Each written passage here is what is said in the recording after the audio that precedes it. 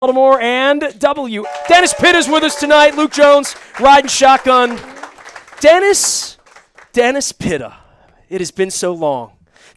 You do love me, right? I mean, otherwise you wouldn't do this on a Thursday night and leave your 3 kids at home and your wife. Love's a strong word. I wouldn't say love. There's a general tolerance. Yeah, tolerance is a better word. And now that you're into your 30s, you're a little more patient. You've got children to deal with. And I probably prepared you for parenting 4 years ago when we did our show together. No, you didn't. But I do have 3 kids, and they do take up a lot of my time.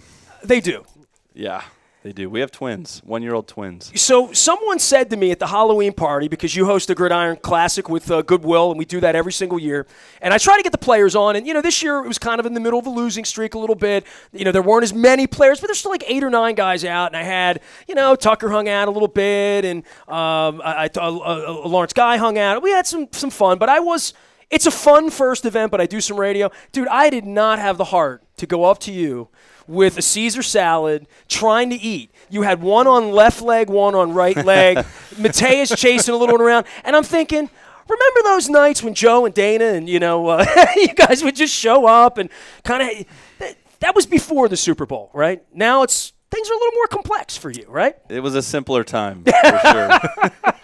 Now we got our hands full, literally. Yeah, it's a ton of fun. I mean, pre-Super Bowl, we had no kids. We were living large. Footloose and fancy-free.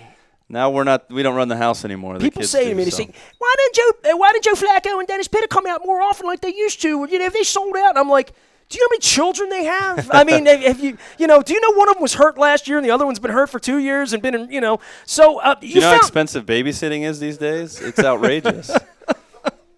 It is. Yeah, it is. You want to put America back to work again. I'm available for babysitting duties Friday and Saturday. Just give me a ring.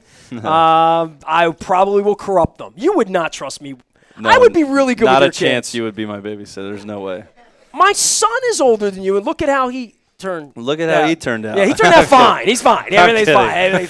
So you found my book. So this book, last night I gave a copy of the book to Anthony Levine.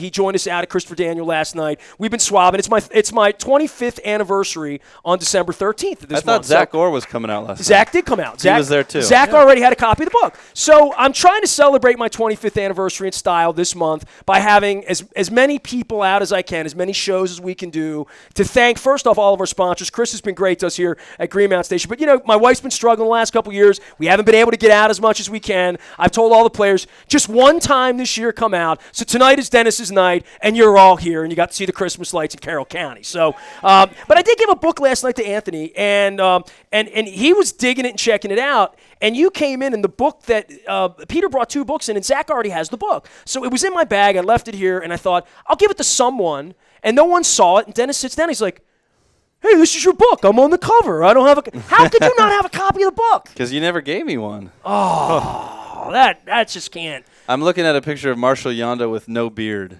It's weird, and I don't know that I've ever seen that.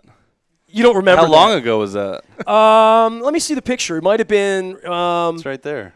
Oh, dude, that Beardless. was rookie. We used to do a rookie show in June. That was at the Bowman in Parkville. He came with Ben Grubbs. And by the way, there is a rumor that Marshall Yonda will be here next Wednesday night. Just a rumor. I can confirm it as a fact, but I want to start it as a rumor because rumors work better on the internet than facts. Good luck getting him out here. He's here. He's coming. He Wednesday said he's night. coming. Marshall will be here on Wednesday night, so it's all with good. his beard. He's got how many kids? He's got 3, right? Yeah. But we're neighbors. He lives in my neighborhood. Nice. He's a good man, Marshall Yonda. I won't tell you my address, but we're neighbors. Maryland. It's been a little while since we got together, and first off, as someone who really likes you. Don't tell anyone that I like Dennis. It's really good to see you back, man. Thank you. I think of all the people, really, I mean, just of all the people, as much as I love you and am concerned about you, this guy here, every time you catch the ball and I'm up there, it's like, all right, just get up. All right, yeah, Dennis, way to go. Yeah. So, I mean, I think there is. Thank you. For people that know you, there is, some palpable concern, but you look like you're doing fine, and I think you're getting just frustrated with idiots like me asking you about the I was just going to say, thing. How much do you I'm miss us frustrated asking with idiots like you? What? How much do you miss us asking you about your hip? I don't miss it. I don't have to miss it. I still get asked about it all the time. No, I mean, I feel great, and as much as everybody else is concerned, I'm not even thinking about it, which is good. Good, It's and I'll stop thinking about it then. Yeah, don't think about it. Don't think about it Unless it happens again, but no. I'm kidding. Other than that, They'll never happen. You and Joe have had a pretty good time with each other's injuries. I mean, as far as being pals and stuff, when people don't know the dryness of your acquired sense of humor, and the same thing with Joe. People don't think of Joe as being like funny because, I mean, even Ray Lewis, the call out 10 days ago, whatever, I don't think people understand, like, you guys are pretty humorous cats in your own little way. You're not lacking a sense of humor. Yeah, we think we're funny, for sure. But, I mean, I don't know about the general population, but That's the beauty of a relationship. You laugh at each other's jokes, right? Yeah, we get a kick out of ourselves, for sure. That's what creates a friendship. I guess, yeah. As Joe would say, he's kind of hilarious. I got asked a question. I was at the podium a couple weeks ago, and I got asked a question, why are you and Joe such good friends? And I said, I don't know, like, what defines a friendship? I mean, I don't know the philosophy behind what makes two friends, but we're just good friends. I don't know. Do you remember the first time you talked to him? I mean, like, he was kind of sort of already becoming a star guy when you came in. You were just another guy that got drafted, right? Yeah, he was going into his third year. I got drafted, and I came in, and Todd Heap was still here, and Todd and I quickly became good friends. We have a lot in common, and Todd was, Joe hung out with Todd a lot, and so I started hanging out with Joe, and then Todd left, and it was just Joe stuck and I. With you. And it was just Joe and I, so that was that's how it started. As far as all the stuff you've been through injury-wise, winning championships and all that, as we come here today, you're a little older, a little more tired, a little more wise. I think I'm hoping we're all a little more wise. Do I look more tired? You have 3 children, both of you. Yeah. So, Square, you're a little more tired. Right. Hey, just all you've been through. I know what the difference between being 24 and 31 is, too. I know the difference at 48. You'll see, dude. Reading glasses. I know it looks funky now, but you're going to find out, bro. You're going to find out what that's all about. And I guess, we're in first place. 6-5. I mean, everything you want to do to get him a second ring, to get you a second ring. I'm assuming all that crap you went through with the pain, the agony, the awfulness, the mental thing, the work. It wasn't about getting rich. It wasn't about making money. It's about the next 8 weeks of your life being the most important 8 weeks of your life, even though you've been through it once. There's only going to be a couple chances to grab the ring. I mean, no offense to tight ends getting injured. We don't want to wish any ill will, but the Gronkowski thing certainly opens a window, I think, for people to say, well, we know how to win in New England. Oh, by the way, we're going to go there in 10 days and try to figure it out. I know the fans are skeptical. I deal with that. I used to take phone calls from these people. I don't do it anymore. I can't focus on that when the team's in first place because I almost think like a player or coach. Not that I'm brainwashed, but beat Miami, go to New England, come home, play Philadelphia, go to Pittsburgh on. There's nowhere here where I say, well, if they can't win that game. And I know you guys feel similarly. And this is a nice loose group, I think, and a group that's getting healthier. And that's the part that really makes me feel like we can do this year. Yeah, it's good to be relevant in December, which is what we are, and that's what you strive for. You want a chance. And you look at all of our playoff runs over the last handful of years. We've had to win games in December. Now. Yeah. And it's come down to the last couple weeks of the season. And so, it hasn't always been these, 12-4 seasons where we're blowing everybody out and, we clinch a playoff berth early on. I mean, it's been grinded out all the way till the end of the season and have, late wins that you got to come up with and, tough road division games, which we'll have. And, it's just good to be relevant right now. And like you said, we're coming off, we're getting guys back healthy. We're getting guys coming off injuries and getting healthy at the right time. So I think we got a good shot. Is there a balancing in your mindset with understanding as an offense you want to improve, you want to score more points, but on the flip side, your defense has played so well. You have the best kicker in the NFL who can make it from 60 yards, if not longer. Is there a balancing act with, you want to score more touchdowns, but ultimately it comes down to winning games. And Sunday against Cincinnati, I feel like was a perfect example in the second half. No, I don't like settling for field goals. I don't like making Tucker look as good as he's looked this year. But he has looked pretty good. He's looked good, yeah. Just ask him. You don't want him to feel good, though, right? Yeah. No, I mean, we want to score touchdowns. I mean, I don't care if we have a 20-point lead or we want to keep going and being aggressive and score touchdowns. And, you look back at that Cincinnati game last week, I don't think we did that. I think we kind of laid off the gas a little bit in the second half. And, us players don't really like to play like that.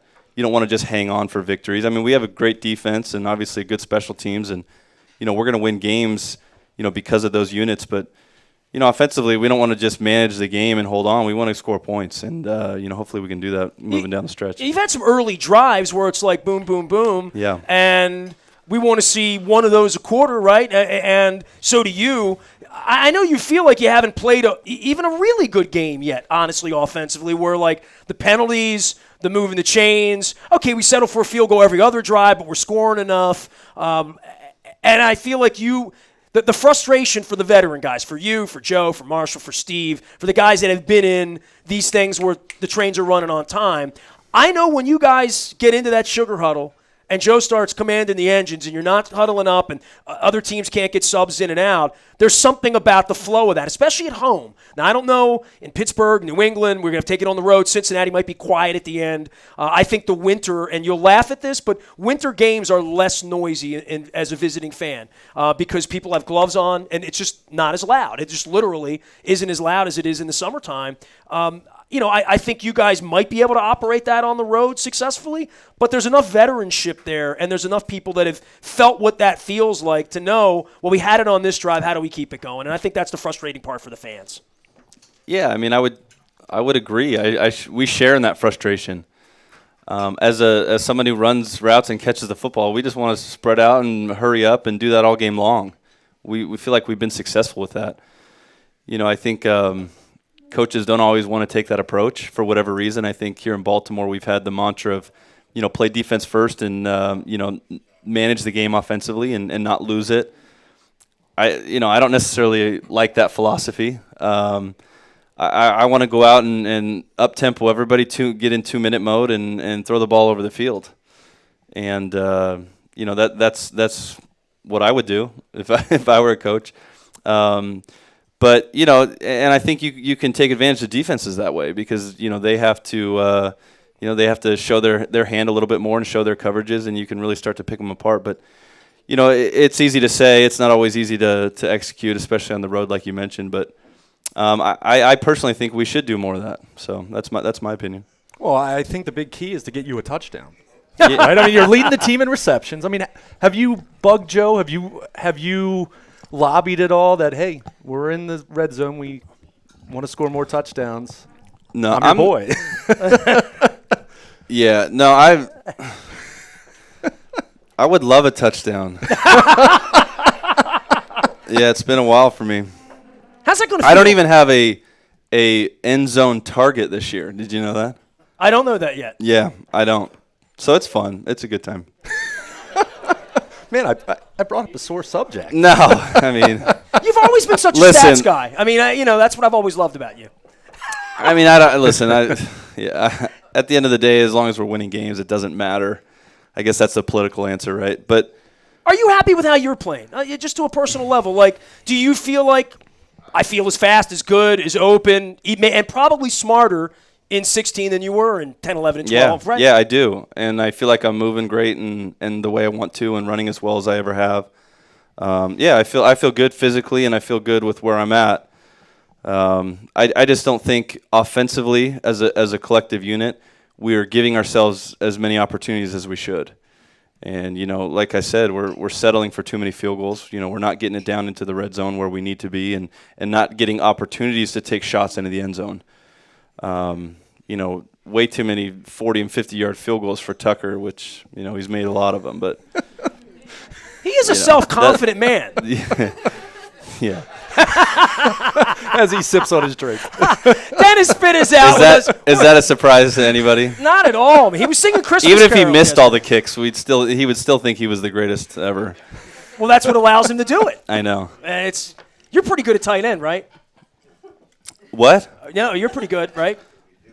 I mean, I'm just out there trying to help our team, I'm just doing my part. Listen, I missed you. I can't lie. I've missed this sense of humor. I'm not gonna call myself the GOAT like other people on our team do, but and I'm not naming names or anything like that. I'm just kidding. Tucker's a good guy. We're neighbors too. He lives in my neighborhood. Yeah. I like Tucker. I'm just joking with him. We always give him a hard time because He's the kicker. yeah, he's the kicker. You know, Yep. it comes with the job. He thinks he's a real football player. He's just a kicker. So we have to, we have to tell him that from time to time. I did like Steve's But line. hey, we're happy to have him because he's having a heck of a year. I did like Steve's line a couple weeks ago that he'd rather see cotton candy made than Yeah. watch the evolution of kicking in the NFL. But Yeah, he kind of said that in a rude way, right? yeah, it's a little rude. We have some glibness here tonight. Dennis Pitta, Luke Jones. I'm Nestor. We're out at Greenmount Station. It's all brought to you by Fremont Mortgage. Carl Delmont's out here with us tonight. We got members of the Harrisburg Heat in the house with us, and we're having fun. And we're swabbing for the bone marrow registry, so get on the list if you're not on the list. Dennis, last time I had Dennis out was my wife was in the hospital the first time fighting. So it's been a long, long time. It's great to have Dennis Pitta out tonight. We're back for more here at WNST.net, AM 1570. It's like, shh. It's always the library in Carroll County. There they are. Happy holidays. Merry Christmas. We're back for more right after this.